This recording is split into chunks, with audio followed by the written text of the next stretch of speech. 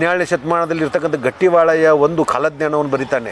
ಅವತ್ತು 21ನೇ ಶತಮಾನದೊಳಗೆ 20ನೇ ಶತಮಾನದಲ್ಲಿ ನಡೆದಿರ್ತಕ್ಕಂಥ ಘಟನೆ ಅಂದರೆ ಶಿವಮೊಗ್ಗ ಮಂದಿರದೊಳಗೆ ಅದು ಶಿವಮೊಗ್ಗ ಮಂದಿರ ಸ್ಥಾಪನೆ ಆಗ್ಲಿಕ್ಕೆ ಇಲ್ಲಿ ಕುಮಾರಸ್ವಾಮಿಗಳು ಅಂತಕ್ಕಂಥವ್ರು ಬರ್ತಾರೆ. ಅದನ್ನ ಅವರು ಅವತ್ತಿನೇ ಬರೆದಿದ್ರು ಅನ್ನೋದನ್ನ ಇದು ಇಲ್ಲಿ ನಮ್ಮ ಹಳ್ಳೂರೊಳಗೆ ಚೌಕಿ ಮಠದ ಮಂಟನದಿಂದ ಒಂದು ಹಸ್ತಪ್ರತಿ ಇಲ್ಲಿ ಮಠಕ್ಕೆ ಬರ್ತದ. ಅದನ್ನ ಇಳಕಲ್ ಮಹಾಸ್ವಾಮಿಗಳಿಗೆ ಗೊತ್ತಾಗಿ ಅಂದ್ರೆ ಇಲ್ಲಿ ಒಬ್ಬರು ಪಂಡಿತರು ಓದಿದಾಗ ಅದು ತರಿಸಿ 6 ತಾಸು ನೋಡ್ತಾರೆ ಅದನ್ನ. ಗುರುವೇ ಪುಣ್ಯದ ರೂಪದಿ ಕನ್ನಡಾಂಬೆಯ ಮಡಿಲಲ್ಲಿ.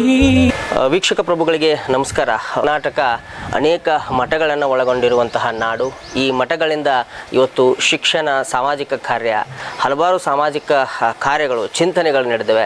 ಸೊ ಅಂಥದ್ರಲ್ಲಿ ನಮ್ಮ ಬಾಗಲಕೋಟೆಯ ಟೀಕಿನ ಮಠ ಹಾಗೂ ಇನ್ನೊಂದು ಮಠ ಆಗಿರುವಂತಹ ಟೆಂಗಿನ ಮಠ, ಇವೆರಡೂ ಮಠಗಳು ತನ್ನದೇ ಆಗಿರುವಂತಹ ಕೊಡುಗೆಯನ್ನು ಈ ಸಮಾಜಕ್ಕೆ ಕೊಟ್ಟಿದೆ. ಅದರಲ್ಲಿ ಬಾಗಲಕೋಟೆಯಲ್ಲಿ ವಿಶೇಷವಾಗಿರುವಂತಹ ಮಠಗಳು ಅಂತಂದರೆ ತಪ್ಪಾಗಲಿಕ್ಕಿಲ್ಲ. ನಮ್ಮ ಪರಿಚಯ ಜಿಯಾನಿಂದಿಕೋಲ್ ಮಠ, ಕನ್ನಡ ವಿಭಾಗ ಅಕ್ಕ ಮಹಾದೇವಿ ಮಹಿಳಾ ಕಲಾ ವಿಜ್ಞಾನ ಹಾಗೂ ವಾಣಿಜ್ಯ ಮಹಾವಿದ್ಯಾಲಯ ಬಾಗಲಕೋಟೆ.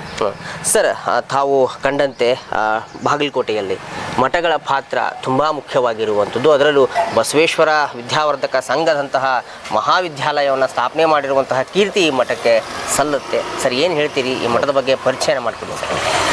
ನೋಡಿ, ಬಾಗಲಕೋಟೆ ಬಹಳಷ್ಟು ಪ್ರಸಿದ್ಧವಾಗಿರುವಂಥದ್ದು. ಆಧ್ಯಾತ್ಮಿಕವಾಗಿ, ಸಾಂಸ್ಕೃತಿಕವಾಗಿ, ಶೈಕ್ಷಣಿಕವಾಗಿ, ಔದ್ಯೋಗಿಕವಾಗಿ, ಅದೇ ರೀತಿಯಾಗಿ ಆರೋಗ್ಯದ ಒಂದು ದೃಷ್ಟಿಯಿಂದಲೂ ಕೂಡ ಇವತ್ತು ಬಾಗಲಕೋಟೆ ಬಹಳ ಪ್ರಸಿದ್ಧ. ನಮ್ಮ ಈ ಮೊಟ್ಟ ಮೊದಲಿಗೆ ನಿಮಗೊಂದು ಮಾತು ಹೇಳಬೇಕಾದಪ್ಪ ಅಂತಂದರೆ, ತಂಗಿಯ ಮೊದಲು ಚೆನ್ನರಿಗೆ ಆಧ್ಯಾತ್ಮಿಕವಾಗಿರ್ತಕ್ಕಂಥ ಒಂದು ಜ್ಞಾನವನ್ನು ಜೊತೆಗೆ ಔನ್ನತ್ಯವನ್ನು ನೀಡಿರ್ತಕ್ಕಂಥದ್ದು. ಅದಕ್ಕೇ ಅವರು ಒಂದು ಕಡೆಗೆ ಬಾಗಿಲಿಲ್ಲದ ಕೋಟೆ ಇಂದು ಬಾಗಿಲ ಕೋಟೆಯಾಯಿತು ಅಂತ ಅವ್ರಿಗೆ ಒಂದು ಜ್ಞಾನದ ಬೆಳಕನ್ನು ನೀಡಿರ್ತಕ್ಕಂಥ ಒಂದು ಊರಿತು. ಜೊತೆಗೆ ಇಲ್ಲಿ ಸಿಮೆಂಟ್ ಫ್ಯಾಕ್ಟ್ರಿ ಇರ್ಬೋದು, ಜೊತೆಗೆ ಇಲ್ಲಿ ಹಲವಾರು ಒಂದು ಆರೋಗ್ಯಕರವಾಗಿರ್ತಕ್ಕಂಥ ಆಸ್ಪತ್ರೆಗಳಿರ್ಬೋದು. ಜೊತೆಗೆ ಭಾಳ ಮುಖ್ಯವಾಗಿರ್ತಕ್ಕಂಥದ್ದಂತಂದರೆ ಅಜ್ಜಾರ ಒಂದು ಕೊಡುಗೆಯಿಂದ, ಅಜ್ಜಾರ ಒಂದು ದೂರದೃಷ್ಟಿಯಿಂದಾಗಿಯೇ ಬಸವೇಶ್ವರ ವೀರಶೈವ ವಿದ್ಯಾವರ್ಧಕ ಸಂಘ ಸ್ಥಾಪನೆ ಆಯಿತು. ಅದನ್ನು ಈ ಮಠದ ಟೀಕಿನ ಮಠದ 4ನೇ ಪೀಠಾಧಿಕಾರಿಗಳು ಅಂದರೆ 2ನೇ ರೇವಣಸಿದ್ಧ ಸ್ವಾಮಿಗಳು. ಮೊದಲನೇ ರೇವಣಸಿದ್ಧ ಸ್ವಾಮಿಗಳು ಮೊದಲನೇ ರೇವಣಸಿದ್ಧ ಸ್ವಾಮಿಗಳು ಬಹಳ ದೊಡ್ಡ ಪಂಡಿತರು. ಸತ್ಯೇಂದ್ರ ಚೋಳನ ಬಗ್ಗೆ ಯಕ್ಷಗಾನವನ್ನು ಬರೆದಿರ್ತಕ್ಕಂಥವರು. ಇಲ್ಲೇ ಬಹಳಷ್ಟು ಟೀಕೆ ಟಿಪ್ಪಣಿಗಳನ್ನು ಬರೀಲಿಕ್ಕೆ ಮಠದಲ್ಲಿ ವ್ಯವಸ್ಥೆ ಮಾಡಿರ್ತಕ್ಕಂಥವರು. ವಿರಕ್ತ ಪರಂಪರೆಯಲ್ಲಿ ನಮ್ಮ ಮಠಗಳು 12ನೇ ಶತಮಾನದ ಬಸವಾದಿ ಶಿವಶರಣ ಅದರಲ್ಲಿ ಭಾಳ ಮುಖ್ಯವಾಗಿರ್ತಕ್ಕಂಥ ಅಲ್ಲಮ ಪ್ರಭುಗಳಿಂದ ಪ್ರಾರಂಭ ಆಯಿತು. ಅಲ್ಲಮ ಪ್ರಭುಗಳು ಶೂನ್ಯ ಸಿಂಹಾಸನಾಧಿಪತಿಗಳು. ನಮ್ಮ ಬಸವಾದಿ ಶಿವಶರಣರು ಅಲ್ಲಮ ಪ್ರಭುವನ್ನು ಶೂನ್ಯ ಸಿಂಹಾಸನದಲ್ಲಿ ಕೂಡಿಸಿದರು. ಆ ಒಂದು ವಿರಕ್ತ ಪೀಠ, ಆ ಪೀಠದ ನಂತರ ಮಠಗಳು ಸ್ಥಾಪನೆ ಅದು ಅಂತಕ್ಕಂಥದ್ದು ಹೇಳ್ತಾ ಬರ್ತಾರೆ. ಅದು ಒಪ್ಪಿತವಾಗಿರ್ತಕ್ಕಂಥ ಮಾತು ಕೂಡ. ಆ ಸಂದರ್ಭದೊಳಗೆ ಬಸವಣ್ಣನವರು ಕಾಲದ ನಂತರ, ಆ ಆಂದೋಲನದ ನಂತರ ಬಸವಾದಿ ಶಿವಶರಣರು ಆಂದೋಲನದಲ್ಲಿ ಪಾಲ್ಗೊಂಡ ಕಾರಣ ಅಲ್ಲಿ ಸಂಘರ್ಷ ಆಯಿತು. ಆ ಸಂದರ್ಭದಲ್ಲಿ ಎಲ್ಲ ಶರಣರು ಕಲ್ಯಾಣವನ್ನು ಬಿಟ್ಟು ಚದುರಬೇಕಾಗಿರ್ತಕ್ಕಂಥ ಪ್ರಸಂಗ ಬಂತು. ಆ ಸಂದರ್ಭದಲ್ಲಿ ಇಲ್ಲಿ ಹಲವಾರು ಆ ಕಡೆಗೆ ಮಠಗಳು ಸ್ಥಾಪನೆ ಆಗ್ತಾ ಅಲ್ಲೆಲ್ಲ ತಮ್ಮ ಹಸ್ತಪ್ರತಿಗಳನ್ನು ಅವನ್ನೆಲ್ಲ ಅಲ್ಲಿ ಸಂಗ್ರಹ ಮಾಡ್ತಾ ಹೋಗಿರ್ತಕ್ಕಂಥ ಆ ಉಳಿವಿವರೆಗೂ ಕೂಡ ಚನ್ನಬಸವಣ್ಣವ್ರು ಹೋದರು, ಬೇರೆ ಬೇರೆ ಕಡೆಗೆ ಹೋದರು. ಆ ಸಂದರ್ಭದೊಳಗೆ ಆ ಒಂದು ಪರಂಪರೆ ಅನ್ನೋದು ಬೆಳೆದುಕೊಂಡು ಬಂತು. ಆ ಸಂದರ್ಭದೊಳಗೆ ವಿರಕ್ತ ಮಠಗಳು, ಯಾಕಂದ್ರೆ ಮಠಗಳಲ್ಲಿ ಈಗಾಗಲೇ ಹೇಳ್ದಂಗೆ ಅದನ್ನು ಸಂಕ್ಷಿಪ್ತವಾಗಿ ಹೇಳೋದಾದ್ರೆ ಪಂಚಾಚಾರ್ಯ ಮಠಗಳು ಮತ್ತು ವಿರಕ್ತ ಮಠಗಳು. ವಿರಕ್ತ ಮಠಗಳಲ್ಲಿ ನಾನು ನಿಮಗೆ ಕಾನ್ಸಂಟ್ರೇಷನ್ ಮಾಡ್ತಾ ಇದ್ದೇನೆ. ವಿರಕ್ತ ಮಠಗಳಲ್ಲಿ ಈಗ ಇದಕ್ಕೆ ವಿರಕ್ತ ಮಠ ಅನ್ನೋದು 2 ವಿರಕ್ತ ಮಠಗಳೇ. ಆದರೆ ವಿರಕ್ತ ಮಠಗಳಲ್ಲಿ ಏನಾಗ್ತಾ ಇದೆ ಕಾಲಾನಂತರದಲ್ಲಿ, ಅಂದರೆ ಪ್ರೌಢದೇವರ ವಿಜಯನಗರದವರು ಪ್ರೌಢದೇವರಾಯನ ಕಾಲದೊಳಗೆ 101 ವಿರಕ್ತರು ಬರ್ತಾ ಇದ್ದಾರೆ. 101 ವಿರಕ್ತರು ಅವರು ಕೂಡ ಈ ವೀರಶೈವ ಮತ್ತು ಈ ನಾವೇನು ಲಿಂಗಾಯತ ಇವು ಬೇರೆ ಬೇರೆ ಅಲ್ಲ. ವೀರಶೈವ ಲಿಂಗಾಯತ ಧರ್ಮದ ಉದ್ಧಾರಕ್ಕಾಗಿ ಉದಯಿಸಿ ಬಂದಿರತಕ್ಕಂಥ ಮಹಾನ್ ಪುರುಷರವರು. ಅವರು ಕೂಡ ಮಠಗಳನ್ನು ಸ್ಥಾಪನೆ ಮಾಡಿದರು, ಅವರು ಗ್ರಂಥ ಸಂಪಾದನೆ ಮಾಡಿದರು, ಗ್ರಂಥಗಳನ್ನು ಬರೆದ್ರು, ಧಾರ್ಮಿಕವಾಗಿರ್ತಕ್ಕಂಥ ಆಚಾರ ವಿಚಾರಗಳನ್ನು ನಡೆಸ್ಕೊಂಡು ಬಂದರು. ಅವರು ಆದ ಬಳಿಕ ತೋಂಟದ ಸಿದ್ಧಲಿಂಗೇಶ್ವರರು ಬರ್ತಾರೆ. 701 ವಿರಕ್ತರಲ್ಲಿ ಬರ್ತಾರೆ. ತೋಂಟದ ಸಿದ್ಧಲಿಂಗೇಶ್ವರರು ಏನು ಬರ್ತಾರೆ ನೋಡ್ರಿ, ಅವ್ರದ್ದೊಂದು ಪರಂಪರೆ ಹೊರದ್ಕೊಂಡು ಬರ್ತೈತಿ. ತೋಂಟದ ಸಿದ್ಧಲಿಂಗೇಶ್ವರರು ಒಂದು ಪರಂಪರೆ ಹೊರದ್ಕೊಂಡು ಬರ್ತದ. ಅವರು ಬೋಳು ಬಸವ ದೇವರಿಗೆ ದೀಕ್ಷೆಯನ್ನು ಮಾಡ್ತಾರೆ. ಕೊಂಡದ ಸಿದ್ಧಲಿಂಗೇಶ್ವರರು. ಆ ಬೋಳು ಬಸವ ದೇವರ ಪರಂಪರೆ ಮುಂದುವರೆದ್ಕೊಂಡು ಬರ್ತೈತೆ. ಅಲ್ಲಿ ಮುಂದುವರೆದ್ಕೊಂಡು ಬಂದ ಬಳಿಕ ಅವರಿಬ್ಬರು ಶಿಷ್ಯರು ಇವು ಇವು ಇವು ಇವು ಜಗದ್ಗುರು ಪೀಠಗಳು ಇವು 5 ಸಮಯಗಳಾಗಿ ಬಂದು. ನನ್ನ ವಿಚಾರದೊಳಗೆ 2 ಮಠಗಳಂತ ಹೇಳಿದಿವಲ್ರಿ. 2 ಮಠಗಳಲ್ಲಿ ಒಂದು ಈ ನಮ್ಮ ಟೀಕೆ ಟಿಪ್ಪಣಿಗಳನ್ನು ಬರೀತಕ್ಕಂತಹ ಬಹಳ ಪ್ರಸಿದ್ಧವಾಗಿರ್ತಕ್ಕಂತಹ, ಅಂದರೆ ಜನಸಾಮಾನ್ಯರಿಗೆ ವೀರಶೈವ ಸಿದ್ಧಾಂತ ಮತ್ತು ತಾತ್ವಿಕ ವಿಚಾರಗಳು ಸರಳವಾಗಿ ತಿಳಿಯಲಿ ಅನ್ನೋ ರೀತಿ ಒಳಗೆ ಈಗ ಅಷ್ಟಾವರಣ, ಷಟ್ಸ್ಥಲ, ಪಂಚಾಚಾರ. ಉದಾಹರಣೆಗೆ ಅಷ್ಟಾವರಣ ಅಂದ್ರೆ ಏನು, ಪಂಚಾಚಾರ ಅಂದ್ರೆ ಏನು, ಷಟ್ಸ್ಥಲ ಇಷ್ಟು ಬರೆದು ಬಿಟ್ರ ಆಯ್ತಲ್ಲ, ಅದನ್ನು ವಿವರಣೆ ಕೊಡೋದು.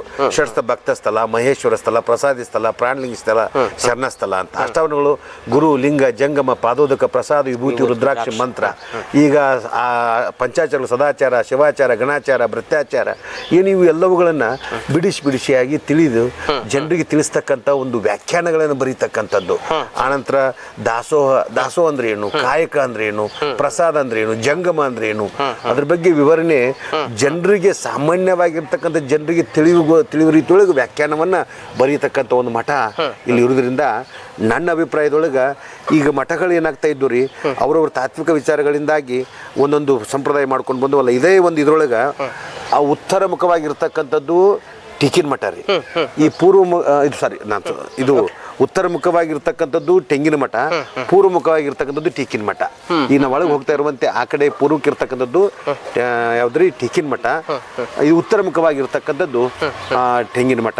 2 ಮಠಗಳು ಏನು ಇಲ್ಲಿ ಬೆಳೆದು ಬಂದು ಈಗಾಗಲೇ ಬಾಗಲಕೋಟೆ ಒಳಗೆ ಚರಂತಿ ಮಠ, ಅಲ್ಲಿ ಶರಣಬಸವೇಶ್ವರ ದಾಸೋಹ ಮಠ, ಕಸ್ತೂರಿ ಮಠ ಇರ್ತಕ್ಕಂಥದ್ದು ಇದ್ದಾಗಲೂ ಕೂಡ ಬಹಳ ಪ್ರಾಚೀನವಾಗಿರ್ತಕ್ಕಂಥ ಇತಿಹಾಸವನ್ನು ಹೊಂದಿರತಕ್ಕಂಥದ್ದು, ಬಹಳ ಪ್ರಾಚೀನವಾಗಿರ್ತ ಇತಿಹಾಸ ಮತ್ತು ಸಮಾಜೋಧಾರ್ಮಿಕವಾಗಿರ್ತಕ್ಕಂಥ ಕಾರ್ಯಗಳನ್ನು ಮಾಡ್ತಾ ಬಂದಿರತಕ್ಕಂಥದ್ದು ಮಠ. ಭಾಳ ಶ್ರೇಷ್ಠವಾಗಿರ್ತಕ್ಕಂಥ ಮಠ ನಮ್ಮ ಟೀಕಿನ ಮಠ ಮತ್ತು ತೆಂಗಿನ ಮಠ. ಸರ್, ಈಗ ಟೀಕಿನ ಮಠ ಅಂದ್ರೆ ಏನು ಅರ್ಥ ಕೊಡೋದು? ಟೀಕೆ ಟಿಪ್ಪಣಿಗಳನ್ನು ಬರೀತಕ್ಕಂಥದ್ದು ಅಂತ. ವಚನಗಳಿರ್ಬೋದು, ಯಾವುದೇ ಸಾಹಿತ್ಯ ಇರ್ಬೋದು, ಸಾಮಾನ್ಯ ಜನರಿಗೆ ತಿಳಿದೇ ಇರ್ತಕ್ಕಂಥದ್ದು. ಯಾಕಂತಂದ್ರೆ ಸಂಸ್ಕೃತ ಭೂಯಿಷ್ಠವಾಗಿರ್ತಕ್ಕಂಥ ಸಾಹಿತ್ಯ ಇರ್ತಾ ಇತ್ತು. ಸಂಸ್ಕೃತ ಭೂಯಿಷ್ಠವಾಗಿರ್ತಕ್ಕಂಥ ಸಾಹಿತ್ಯ ಸಾಮಾನ್ಯ ಜನರಿಗೆ ತಿಳಿದೇ ಇದ್ದಾಗ ಸಾಮಾನ್ಯವಾಗಿ ಜನರಿಗೆ ತಿಳಿಯುವ ರೀತಿಯೊಳಗೆ ಅವುಗಳಿಗೆ ವ್ಯಾಖ್ಯಾನವನ್ನ, ಅರ್ಥವನ್ನ, ವಿವರಣೆಯನ್ನು ನೀಡ್ತಕ್ಕಂಥದ್ದಕ್ಕೆ ಟೀಕಿನ ಮಠ, ಟೀಕು ಅಂತ ಹೇಳ್ತಾರೆ. ಆ ಒಂದು ಕೆಲಸವನ್ನ ಮಠದಲ್ಲಿನೇ ಮಾಡಿರ್ತಕ್ಕಂಥದ್ದು ಬಹಳ ದೊಡ್ಡದಾಗಿರ್ತಕ್ಕಂಥ ಕೆಲಸ. ಇನ್ನೊಂದು ಇಂಥ ಮಠಗಳನ್ನು, ಇಂಥ ಕೆಲಸವನ್ನು ಮಾಡ್ತಕ್ಕಂಥವ್ರು ಯಾರಪ್ಪ ಅಂತಂದ್ರೆ ಆ ಸ್ವಾಮೀಜಿ ವಿದ್ವಾಂಸನಾಗಿರ್ಬೇಕು. ಸಾಮಾನ್ಯನಾಗಿರ್ತಕ್ಕಂಥ ಸ್ವಾಮೀಜಿ ಇದ್ರೆ ಆ ಕೆಲಸವನ್ನು ಮಾಡೋದಿಲ್ಲ. ಇಲ್ಲಿರ್ತಕ್ಕಂಥ ಸ್ವಾಮೀಜಿಗಳು ವಿದ್ವಾಂಸರಾಗಿದ್ದು. ಯಾಕಂತಂದ್ರೆ ಈ ಉದಾಹರಣೆಗೆ ಟೀಕಿನ ಮಠದ ಅಧಿಪತಿಗಳಾಗಿರ್ತಕ್ಕಂಥ ಈ ಚನ್ನವೀರ ಸ್ವಾಮಿಗಳ ಬಗ್ಗೆ ನಮ್ಮ ಮಾಹಿತಿ ಸಿಗುದಿಲ್ಲ.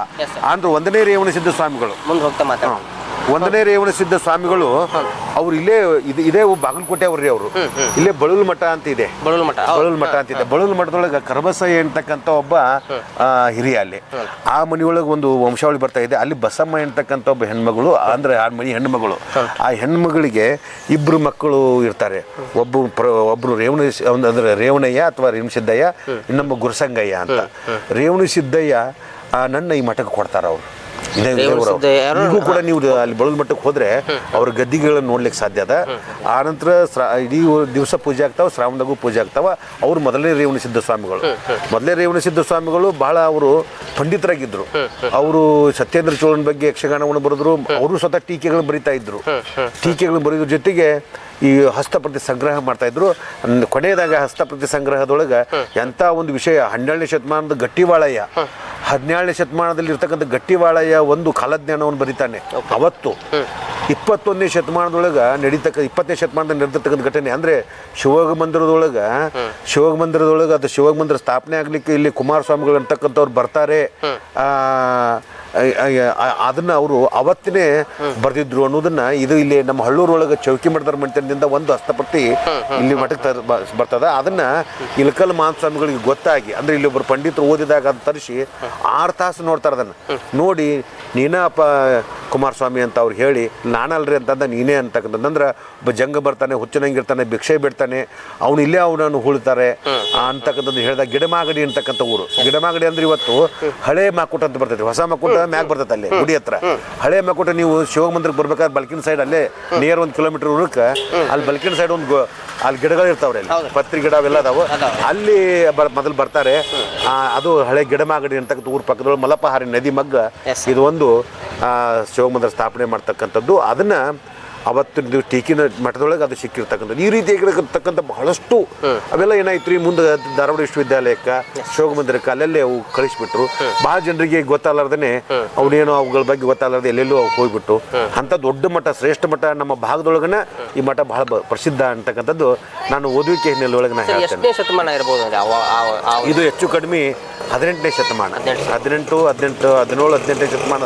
ಅಂದರೆ ನಮ್ಮ ಇವರು ಈ ಮೊಘಲರ ಆಳ್ವಿಕೆ ನಂತರ, ಮೊಘಲರ ಆಳ್ವಿಕೆ, ನಿಜಾಮರ ಆಳ್ವಿಕೆ ನಂತರದ ಸಂದರ್ಭದೊಳಗೆ ಎಷ್ಟು ರೀ 1848 ಅಂದ್ರೆ 18 ಮತ್ತು 19ನೇ ಶತಮಾನದ ಒಂದು ಸಂದರ್ಭ ಅಂತ ಹೇಳ್ಬೋದು ರೀ. ಓಕೆ ಓಕೆ ಓಕೆ ಸರ್, ನಡಿ ಸರ್ ಒಳಗೆ ಹೋಗೋಣ. ಮಠ ಹೆಂಗೈತೆ ಅಂತ